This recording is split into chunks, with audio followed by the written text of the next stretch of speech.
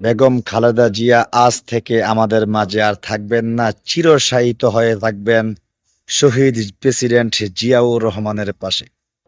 আল্লাহ যেন তাকে জান্নাতবাসী করে।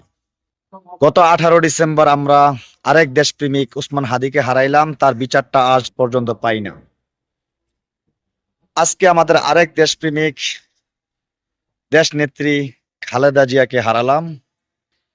খালেদা জিয়া গত 17 বছর 15 বছর যাই বলেন, উনি কারাবরণে বলেন, চিকিৎসা সেবা বঞ্চিত বলেন, যেভাবেই বলেন না কেন, তিনি বঞ্চিত হয়েছেন, নির্যাতিত হয়েছেন দেশের মানুষের অধিকার ফিরিয়ে আনার জন্য।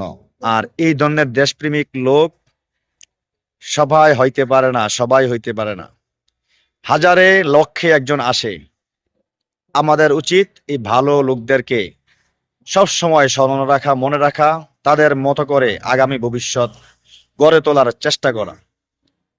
বিদায় হে খালেদা জিয়া, ভালো থাকবেন ওপারে, আল্লাহ আপনাকে জান্নাতবাসী করুক এই কামনাই করি।